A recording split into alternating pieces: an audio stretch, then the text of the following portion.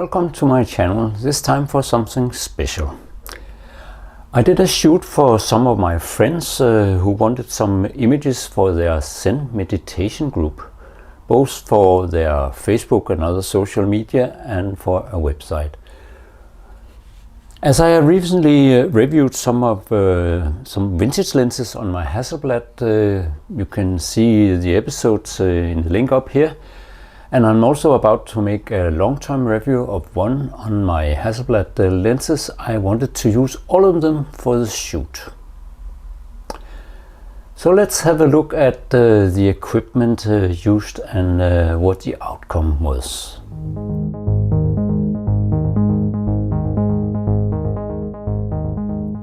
If you follow my channel, you know I review a lot of older lenses used on my Hasselblad X1D Mark II and on my X2D. The look of some of these lenses, the look they can create, was maybe what my friends were searching for. Zen meditation is about being quiet, having focus and not taking up much space. And not in the physical sense, but more in a figurative sense. Thus, a muted vintage look might suit their profile. Though to make sure we didn't fail, I also decided along some vintage lenses to use my insanely sharp Hasselblad XCD90V lens on one of my Hasselblad cameras. And also to use the trusted old Canon 1DX, with one of the sharpest lenses that Canon has ever made, the 135mm f2 lens.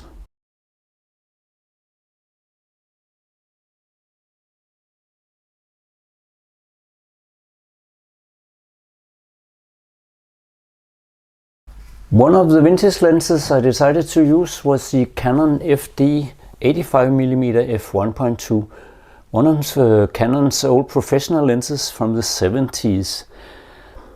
I like the images from this lens a lot, having used it on old analog cameras and on my Hasselblad digital cameras. But this shoot is somewhat different to what I normally shoot. We'll come back to that. The other vintage lens I used was the famous Helios 44-2, a 58mm f2 lens that is loved for its ability to create what is known as swirly bokeh. I love the look of these images from this lens, but again, can it live up to the condition for this shoot? The vintage lenses has in my previous shoots been analyzed for their ability to create background separation. In the case of the Canon FD 85mm, it is insanely large aperture of 1.2 that separates the subject from the background. While in the case of the Helios, it's the swirls that make the background so different that your subject really stand out. I want the background separation for this shoot, but will my subjects be sharp enough, as I will have to shoot wide open for the background to be blurred out? And in the case of the Helios, I have found that the relative distance between the camera, the subject and the background is critical for its special behavior to show. Will I be able to hit that sweet spot? Now let's look at some of the images from the shoot, and I'll explain on the go. First image from my X2D with the Canon FD85. It's sharp in the middle, but not sharp at the side. So the two subjects on the side are not sharp, and it's the same with this image. Same problem here, so I can't get it sharp at the sides. In the middle, the center is sharp, and the Helios does the same thing. It's not sharp. But then I moved to another place where they were sort of more aligned, and I stopped down a bit, and that was okay. Here with the Hasselblad with the 90mm, you see that this is very sharp, side to side. No problem here, but it's more cool look from the Hasselblad. And then I switched to the Canon, and I did these shots, and they're also very sharp, but I had some problems with the subjects not looking in the same direction, so I had to wait for that to happen. And here it's good, and the sharpness is nice.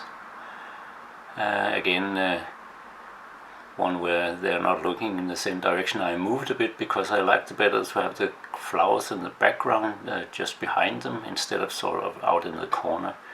So this is some of the best images from the X1D with this 135mm lens.